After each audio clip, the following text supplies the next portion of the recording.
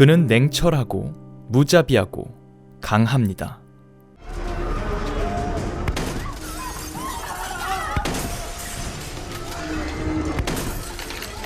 마블의 새로운 히어로 퍼니셔가 솔로 드라마를 통해 드디어 제대로 된 활동을 시작했습니다. 하지만 이것이 퍼니셔의 드라마 첫 등장은 아니죠. 이미 데어데블 시즌2에서 그의 이야기가 다뤄진 바 있으니까요.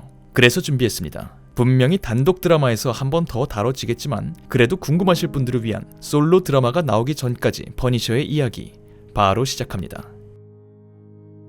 우선 퍼니셔라는 캐릭터를 대략적으로 살펴보자면 그는 악당들과 맞서 싸우긴 합니다만 그 방식이 아주 폭력적이다 못해 잔혹합니다.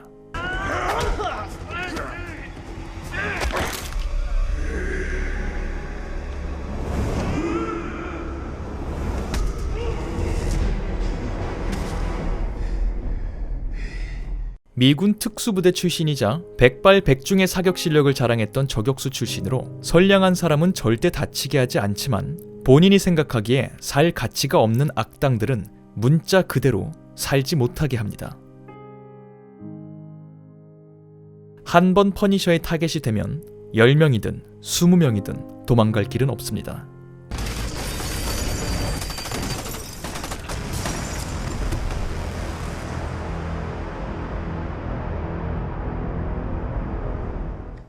I thought it was ridiculous. 10, 20 guys getting mowed down at a time. And with precision, tactically, every hit was like some kind of SEAL Team 6. And people started saying there was one guy doing all that, one man. I thought it was a ghost story. But now, you saw, the guy was the Grim Reaper. 악당보다 더 악당 같은 퍼니셔의 이런 모습은 그를 영웅과 악당의 경계선 위에 서 있는 이른바 안티히어로로 불리게 만듭니다. 그리고 폭력적인 그의 신념은 종종 다른 히어로들과의 갈등을 가져오기도 하죠. I think that the people I kill need killing. That's what I think. Yeah, what do you do? What do you do? Beat up the bullies with your fists? You throw them in jail, everybody calls you a hero, right? And then a month, a week, a day later, they're back on the streets doing the same goddamn thing. So you just put him in the morgue. You goddamn right I do. You ever doubt yourself, Frank? Not even for a second. What about you, Frank? What happens the day someone decides you deserve it? Tell you what, they better not miss. 그가 이렇게 무지막지한 자경단원이 된 데에는 사실 가슴 아픈 이유가 있습니다.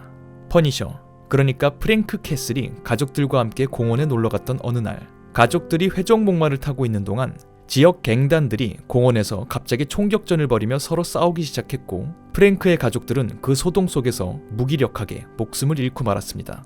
프랭크 역시 머리에 총을 맞게 되죠. 하지만 그는 복수를 위한 불굴의 의지로 살아났고 I'm confused. You're saying this guy died? It's crazy, but they say it happens sometimes. One minute, flatline, then boom, his heart starts back up again. He just didn't want to die. 뇌에 입은 충격으로 인해 눈앞에서 가족을 잃는 고통을 생생히 기억하기 때문에 딸에게 읽어주지 못했던 동화책의 구절을 되뇌이고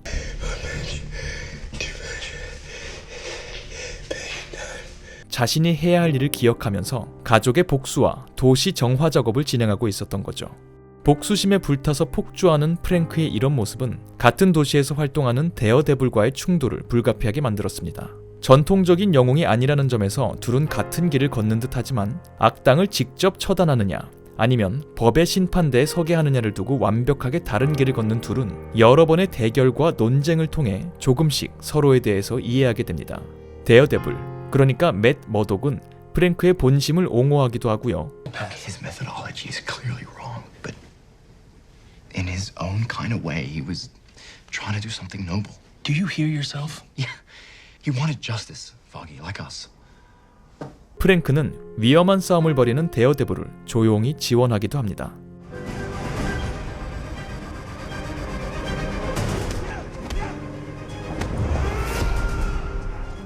하지만 너무 많은 적을 만들어버린 프랭크는 한 갱단과의 사투 끝에 전투 불능이 된 상태로 체포를 당하고 재판을 받게 됩니다. 그리고 이 과정에서 애초에 프랭크의 가족이 비극을 당한 것은 민간인을 통제하지 않고 대형 마약 단속 현장을 급습하려던 마약 단속국의 오판이었다는 사실이 시청자들에게 알려집니다. 그리고 자신의 정의를 위해 감옥에서 탈옥한 프랭크는 자신의 군 복무 시절 상관이었던 인물이 자신이 가족을 잃어야 했던 그 비극적인 사건에 연루된 마약 공급책이었다는 사실을 알게 됩니다. 그리고 그 상관마저 처단하죠. 하지만 죽기 직전 그의 전 상관은 칸다하르에서 일어난 일이라는 알 수 없는 일을 언급합니다. You think all of this is about a bad drug deal? That's what you see. You're losing your touch, Frank. Your kids at the park. Who cares? That's never what this has been about. It's about what happened with you, with all of us. Kandahar. 마침내 가족의 복수를 완료한 프랭크는 비극적인 사건 이후 처음으로 집으로 들어갈 용기를 얻습니다. 하지만 전 상관과의 마지막 대화를 되뇌이던 프랭크는 마음의 평화를 찾을 새도 없이 아직 해야 할 일이 남았다는 듯 마이크로라는 단어가 적힌 CD를 품에 품고 자신의 과거를 완전히 정리한 채 퍼니셔로서의 본격적인 행보를 이어나갈 것을 예고합니다. 네, 간단하게 드라마 데어데블 시즌2에 등장했던 퍼니셔의 이야기를 정리해보았습니다. 부디 이 영상이 퍼니셔의 솔로 드라마를 보실 분들께 도움이 되는 영상이었길 바라며 저는 다음번 다른 영상으로 돌아오도록 하겠습니다. 감사합니다.